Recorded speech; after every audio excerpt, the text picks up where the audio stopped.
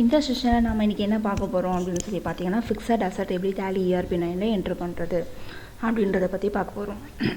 First asset அப்படின்னா என்ன அப்படின்னா, அசட்னா சொத்துக்கள், ஓகேங்களா. அசட்னா நம்மக்கிட்ட இருக்க சொத்து. இப்போ வந்து அசட்ஸ் எல்லாம் வந்து எங்கே டிஸ்பிளே ஆகும்னு சொல்லி ஃபஸ்ட்டு பார்க்கலாம். இது வந்து பார்த்திங்கன்னா கேட்வே ஆஃப் டேலி ஸ்க்ரீனில் பேலன்ஸ் ஷீட்டில் இங்கே லெஃப்ட் ஹேண்ட் சைட் பார்த்தீங்கன்னா liability side, right hand side பார்த்தீங்கன்னா அசட் சைட். இங்கே தான் வந்து அசட்ஸ் எல்லாம் டிஸ்பிளே ஆகும். இந்த பேலன்ஸ் ஷீட்டில் வந்து பார்த்தீங்கன்னா ஃபிக்ஸட் அசட், கரண்ட் அசட் அப்படின்னு 2 அசட் வந்து டிஸ்பிளே ஆகும். இப்போ வந்து ஃபிக்ஸட் அசட் எதுவுமே நம்மக்கிட்ட இல்லை, ஸோ எதுவுமே நம்ம பர்ச்சேஸ் பண்ணலை, அதனால் இங்கே டிஸ்பிளே ஆகலை.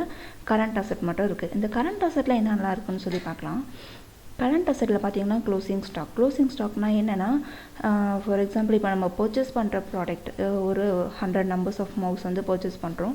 இல்லை ஒரு 50 மவுஸ் வந்து நம்ம சேல்ஸ் பண்ணிக்கிட்டோம். அந்த பேலன்ஸ் உள்ள 50 இருக்குது இல்லைங்களா, நம்ம ஸ்டாக் சம்மரி, அதாவது ஸ்டாக் இன் ஹேண்ட், நம்மக்கிட்ட இருக்க பேலன்ஸ் ஸ்டாக், அதுதான் வந்து இங்கே காட்டும் க்ளோசிங் ஸ்டாக். தென் சன்ட்ரி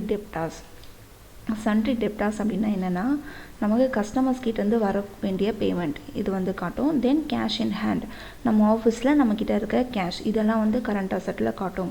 ஃபிக்ஸட் அசட்டில் வந்து என்ன காட்டும்னா, நம்ம ஆஃபீஸ் யூஸ்க்காக பர்ச்சேஸ் பண்ணக்கூடிய ஃபர்னிச்சர்ஸ், கம்ப்யூட்டர், டேபிள், சேர், இந்த மாதிரி உள்ள அசட்டெல்லாம் வந்து ஃபிக்ஸட் அசட்டில் காட்டும். இப்போ இங்கே வந்து பார்த்திங்கன்னா ஃபிக்ஸட் அசட் எதுவுமே இல்லை, ஏன்னா நம்ம எதுவுமே பர்ச்சேஸ் பண்ணலை. இப்போ நம்ம என்ன பார்க்க போகிறோம் அப்படின்னா, ஃபிக்ஸட் அசட் வந்து எப்படி பர்ச்சேஸ் பண்ணுறது, பர்ச்சேஸ் என்ட்ரி எப்படி போடுறது அப்படின்றதான் பார்க்க போகிறோம். இப்போ வந்து ஃபிக்ஸட் அசட் பர்ச்சேஸ் பண்ணுறதுக்கு முன்னாடி என்ன பண்ணணும் அப்படின்னா, அக்கௌண்டிங் ஃபீச்சர்ஸ், அதாவது கான்ஃபிகரேஷன் இருக்குது பார்த்தீங்களா, F12 நம்ம ப்ரெஸ் பண்ணிக்கலாம். இந்த F12 வந்து என்னென்னா கான்ஃபிகரேஷன், இதில் போய்ட்டு வவுச்சர் என்ட்ரின்னு ஒரு ஆப்ஷன் இருக்குது. இந்த வவுச்சர் என்ட்ரியில் போய்ட்டு இங்கே பாருங்கள், அலோ எக்ஸ்பென்சஸ் ஃபிக்ஸட் அசட் இன் பர்ச்சேஸ் வவுச்சர், இந்த ஆப்ஷனுக்கு நம்ம எஸ் கொடுக்கணும். இங்கே ஆல்ரெடி நான் எஸ் இருக்கிறதுனால நான் அப்படியே அக்செப்ட் பண்ணிக்கிறேன்.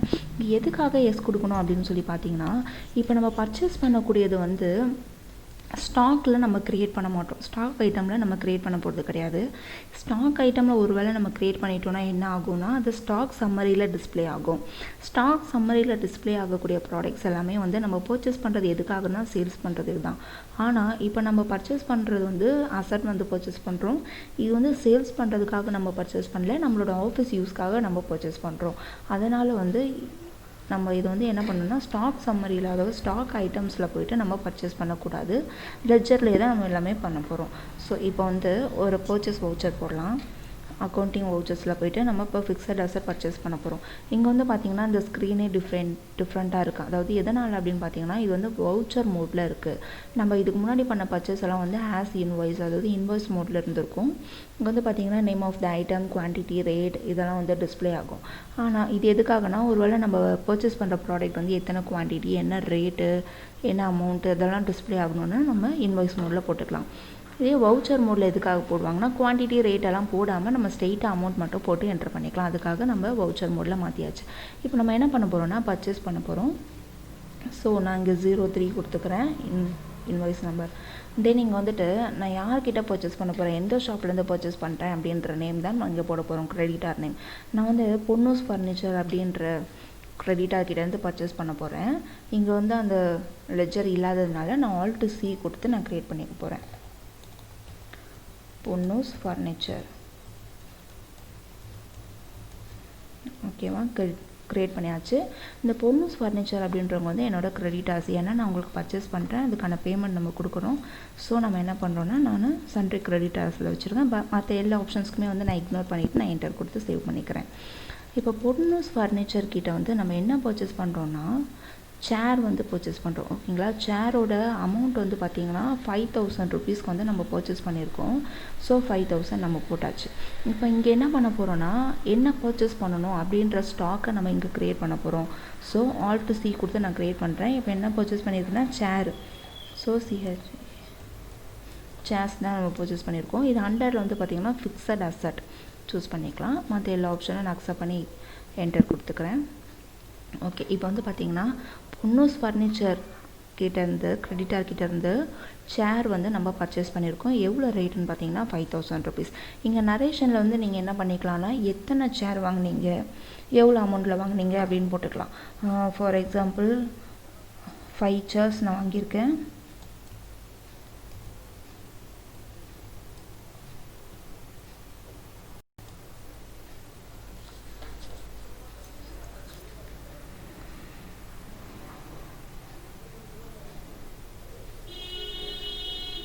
1000 rupees each. ஓகேவா, இந்த மாதிரி போட்டுக்கலாம்.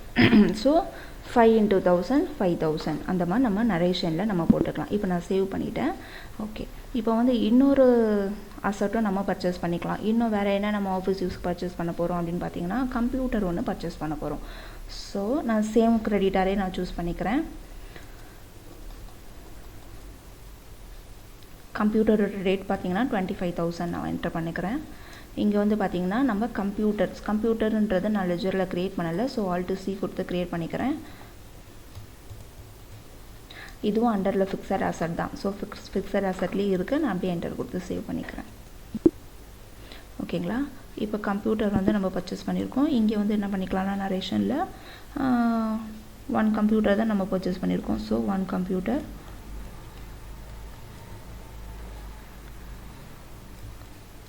rupees 25,000 அப்படின்னு நம்ம நரேஷனில் போட்டுக்கலாம். ஓகேங்களா, இப்போ நான் சேவ் பண்ணிக்கிறேன். இப்போது நம்ம பர்ச்சேஸ் பண்ணிட்டோம், அதாவது அசட் வந்து பர்ச்சேஸ் பண்ணிட்டோம். இது வந்து எங்கே டிஸ்பிளே காட்டும்னு பார்க்கலாம். கேட்வே ஆஃப் டாலி ஸ்க்ரீனில் பேலன்ஸ் ஷீட்டில் தான் டிஸ்பிளே காட்டும். இப்போ வந்து இதுக்கு முன்னாடி பார்த்தீங்கன்னா ஃபிக்ஸட் அசட் எதுவுமே இல்லாமல் இருந்துச்சு. இப்போ நம்ம பர்ச்சேஸ் பண்ணதுனால ஃபிக்ஸட் அசட் வந்து டிஸ்பிளே ஆகுது. அதுக்குள்ளே என்டர் பண்ணி பார்த்தீங்கன்னா சேர் வந்து 5,000 rupees பர்ச்சேஸ் பண்ணியிருக்கோம். தென் கம்ப்யூட்டர் வந்து 25,000. டோட்டல் ஃபிக்ஸட் அசட்டோட வேல்யூ பார்த்தீங்கன்னா 30,000 இருக்குது. ஓகே, இப்போ வந்து நம்ம பர்ச்சேஸ் பண்ணியாச்சு. ஃபிக்ஸட் அசட் அதாவது பேலன்ஸ் ஷீட்டில் டிஸ்பிளே பார்க்குறதும் நம்ம பார்த்தாச்சு. இப்போ வந்து டெப்ரிசியேஷன் வந்து கேல்குலேட் பண்ணணும். எந்த ஒரு அசட்டாக இருந்தாலும் சரி, ஃபிக்ஸட் அசட்க்கு வந்து நம்ம என்ன பண்ணுவோம்னா இயர்லி ஒன்ஸ் வந்து டெப்ரிசியேஷன் கேல்குலேட் பண்ணுவோம். ஸோ டெப்ரிசியேஷன் என்ட்ரி எப்படி போடுறது அப்படின்னு பார்க்கலாம். இந்த டெப்ரிசியேஷன் என்ட்ரி வந்து எதில் போடணுன்னா அக்கௌண்டிங் வவுச்சர்ஸில் ஜேர்னலில் தான் போய் போடணும். ஜேர்னல். ஸோ ஷார்ட்கட் F7 நான் F7 ப்ரெஸ் பண்ணிக்கிறேன். இது எதுக்காக ஜேர்னலில் போடுறாங்கன்னு பார்த்தீங்கன்னா இது வந்து ஒரு அட்ஜஸ்ட்மெண்ட் என்ட்ரி தான். இந்த டெப்ரிசியேஷன் வந்து என்னென்னா நம்ம பர்ச்சேஸ் பண்ணும்போது அந்த அசட்டோட ரேட் வந்து ஒரு அமௌண்ட்டாக இருக்குது. இதே வந்து நம்ம டெப்ரிசியேஷன் போடும்போது அந்த அமௌண்ட் வந்து என்ன ஆகுதுன்னா ரெடியூஸ் ஆகுது. ஃபார் எக்ஸாம்பிள் ஒரு 10% டெப்ரிசியேஷன் நம்ம கொடுத்தோம் அப்படின்னா அந்த 10% வந்து ரெடியூஸ் ஆகுது. அதனால் வந்து ஒரு அட்ஜஸ்ட்மெண்ட் என்ட்ரி போடுறோம். இப்போ வந்து இங்கே என்ன பண்ண போகிறோம்னா டெப்ரிசியேஷன் அப்படின்னு நம்ம க்ரியேட் பண்ணணும். டெப்ரிசியேஷன் நான் எதுவுமே லெஜரில் க்ரியேட் பண்ணிடல. ஸோ Alt C கொடுத்து நான் டெப்ரிசியேஷன் க்ரியேட் பண்ணிக்கிறேன்.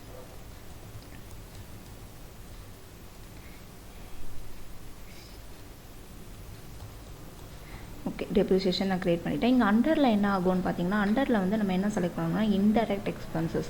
எதுக்காக அப்படின்னு பார்த்தீங்கன்னா டெப்ரிசியேஷன் வந்து ஒரு எக்ஸ்பென்சஸ் தான்.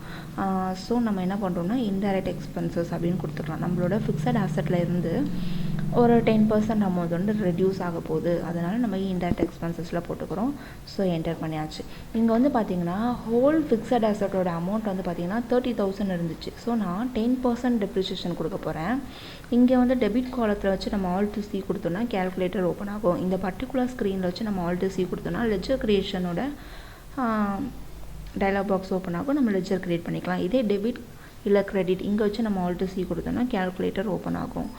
அதாவது ஹோல் அசட்டோட ரேட் வந்து பார்த்திங்கன்னா 30,000. ஸோ 30,000லேருந்து 10% தான் நம்ம வந்து என்ன பண்ண போகிறோன்னா ரெடியூஸ் பண்ண போகிறோம்.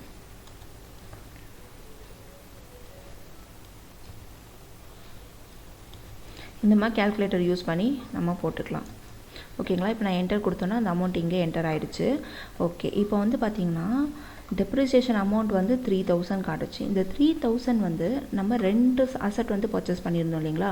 2 அசட்லேயே இருந்தும் 10% வந்து கம்மி பண்ணோன்னா எப்படி பண்ணுறது அப்படின்னு சொல்லி இங்கே பார்க்க போகிறோம். ஒன்று வந்து பார்த்திங்கன்னா சேருக்கு வந்து எவ்வளோ போகும். சேரோட ரேட் வந்து நம்ம 5,000 தான் நம்ம பர்ச்சேஸ் பண்ணியிருந்தோம்.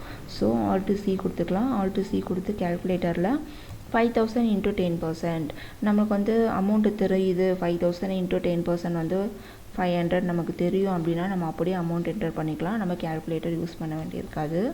ஒரு வேளை தெரியலன்னா நீங்கள் அப்படி போட்டுக்கலாம். ஓகே, இப்போ அடுத்து வந்து நம்ம பர்ச்சேஸ் பண்ணது வந்து கம்ப்யூட்டர். ஸோ இங்கே கம்ப்யூட்டர் செலக்ட் பண்ணிக்கலாம். கம்ப்யூட்டர் வந்து நம்ம 25,000 வாங்கியிருந்தோம். 25,000லேருந்து 10% வந்து 2,500 அதுவாக என்டர் ஆகிடுச்சு. ஸோ நம்ம அக்செப்ட் கொடுத்து என்டர் கொடுத்துக்கலாம். இங்கே என்ன பண்ண போகிறோம்னா டெப்ரிசியேஷன் வந்து ஹோல் ஃபிக்ஸட் அசட்டோட டெப்ரிசியேஷன். ஹோல் ஃபிக்ஸட் அசட் வந்து 30,000 வேல்யூ இருந்துச்சு. அதுலேருந்து 10% வந்து 3,000. இதில் நம்ம ஃபிக்ஸட் அசட்டில் நம்ம 2 அசட் இருக்கிறதுனால ரெண்டுத்தையும் தனித்தனியாக நம்ம டெப்ரிசியேஷன் ஆன மாதிரி இங்கே காமிச்சிருக்கோம். சேர் வந்து 5,000 இருந்துச்சு. 5,000லேருந்து 10% 500 பேலன்ஸ் ஆனதுனால இப்போ கரண்ட் பேலன்ஸ் வந்து 4500 இருக்குது.